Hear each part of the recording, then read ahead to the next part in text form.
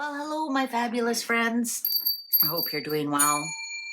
Well, did you see my reading? How much did Diana know? That was an eye opener.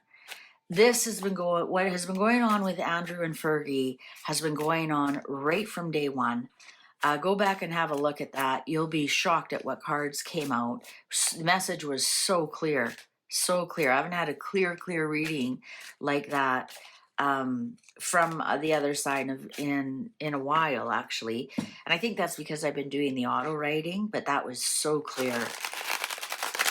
So I want to ask, how much did Camilla know? How much did Camilla know?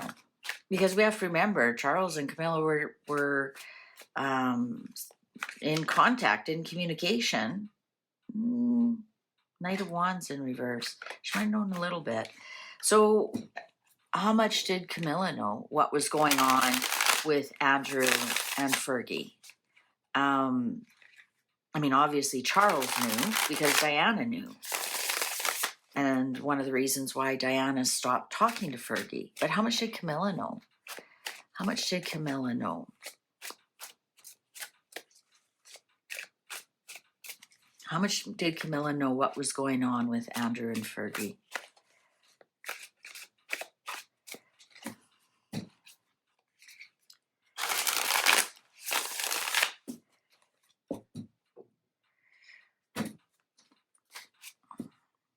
She knew. Look at that. 3 of Cups. But we have to remember, they weren't a couple back then, right? But I think she heard in social circles. She heard some in her social circles, people were already talking about Andrew and Fergie. Already they were. Oh, King of Cups in reverse. Yeah, absolutely. She knew Charles was chatting with her, or maybe expressed some difficulties with it. And perhaps she said, you know what they're saying in social circles. You know what I'm hearing from my friends. You know what they're chattering about at the dance hall. And Charles' name was brought up. Justice in reverse. Yeah, she absolutely. This is Fergie. Camilla does not like Fergie at all. At all. Holy smokes. She knew Fergie was bartering for money. All for money. And she chose to ignore it. She's not my monkeys, not my circus. Yeah, she knew. She absolutely knew that it was, and she knew it would be bad news. She knew that it's Fergie that she blames more than Andrew. And that's my next reading. Who was worse, Fergie or Andrew? We're going to do a tarot challenge. And here Camilla decided, like, not my monkey, not my circus. But she did tell Charles, this is what they're saying. And this is about Fergie. She may have even had some kind of evidence against saying, you know what? This is what my friend said. Fergie was trying to, right? Because we go way back. Fergie was trying to sell access to Andrew. You think that was the first time when she got caught? No, that's when they set up the sting because they heard about it. She really wanted to see Fergie fall. Wow, King of Pentacles in reverse on top of the King of Cups is like, Charles, like, if you got to separate yourself from this, or they're going to tear you down with them. You're going to lose everything. Look at all the money on the table. Ace of Pentacles. I think that was the start of Camilla not liking Fergie. And it wasn't just because Fergie and Diana were friends, because Fergie and Diana had a falling out. I think that was the start of it. She saw Fergie as somebody who was just money hungry. A gold digger. This is gold digger right here. Always looking for something. Always looking for the next business venture or whatever. Like, how many times has Fergie been bailed out? Oh, now I'm gonna be a Weight Watchers spokesman, and she got 2 or 3 million for that. I don't know.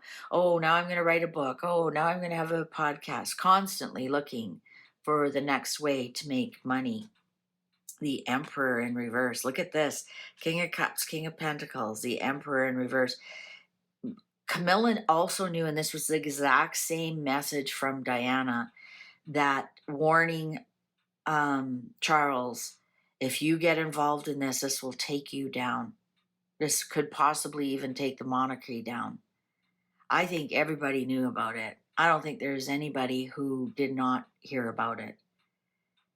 This is the exact message that Diana gave us yesterday, that she warned Charles.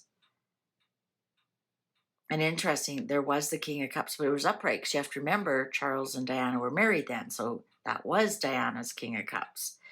I'm talking about when Camilla, Charles wasn't her King of Cups, so he's in reverse here. So, but she did warn him, you're going to lose money, you're going to lose everything. You will not ascend to the throne. Oh my God, the devil. Oh boy, oh boy. Cover up them boobies. Camilla's quite smug about it. She's quite smug. Not my monkeys, not my circus. I'm just going to sit here and drink my beer. Kind of glad I didn't marry you now, Charles, because none of this is on me. Very smug about it. Very, very smug about it. Like, you know, my husband's not involved in any of that. My family's certainly not involved in any of that. Like, there she is, everything that's right in her world, a little bit smug. And you know what? I probably would be too. Be like, oh, thank you, universe, for not connecting me with you. I mean, I just realized we can pinch that in a little closer. Right? What's the underlying? Wow, King of Wands in reverse. Ace of Swords. Ace of Cups in reverse. Four of Wands. 10 of Cups. And Strength. And Strength.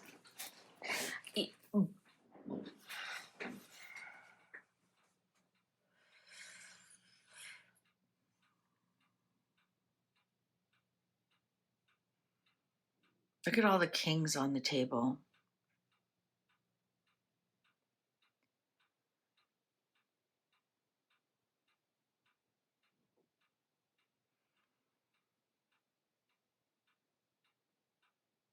I'm going to say, sorry, sometimes I wait for download, so I go silent so that I can hear what the cards are trying to tell me.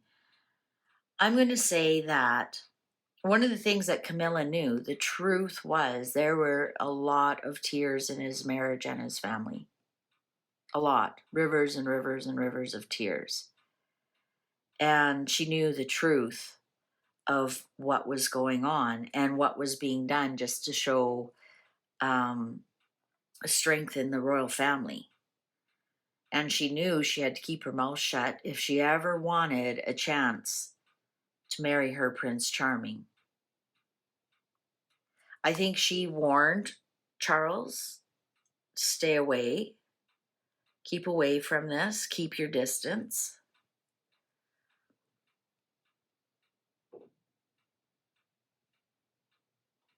She may have even said to Charles, I want nothing to do with this. Like, if you don't keep your distance with all of this, this is actually the line in the sand. So it's interesting that Camilla, to this day, she works with abused women, and that comment that was in the Buckingham Palace announcement about standing by the abusers. So this is very, very telling and very interesting.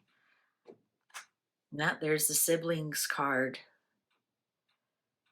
and the trust that you have to bring back to the royal family. Oh yeah, look.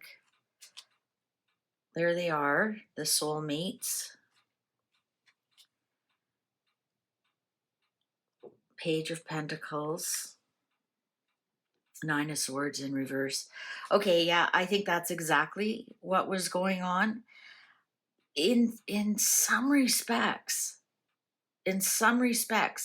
what was going on with Charles and Camilla was a bit of a disruption in what was really going on behind the scenes.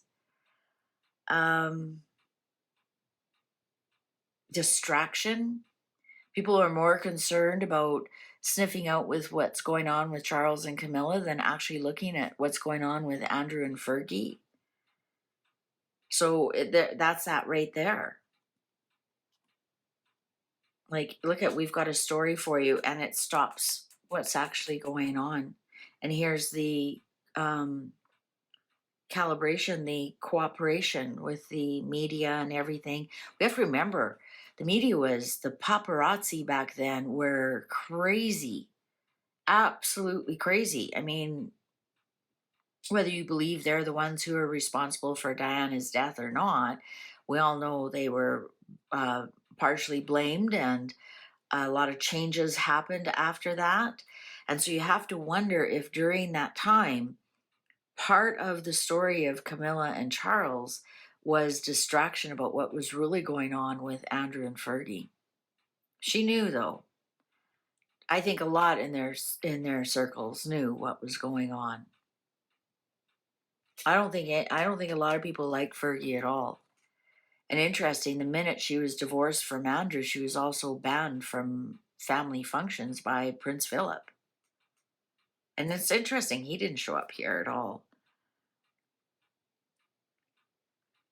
I think they were happy that they had this little story and distraction about their soulmate love, because it stopped any kind of anxiety about what was really going on, and it helped the royal family in some regards. So perhaps that's a reason why it was never put to bed, as they say. It was actually the plan all along. All right. Thank you very much for watching. Please take good care. Fare thee well.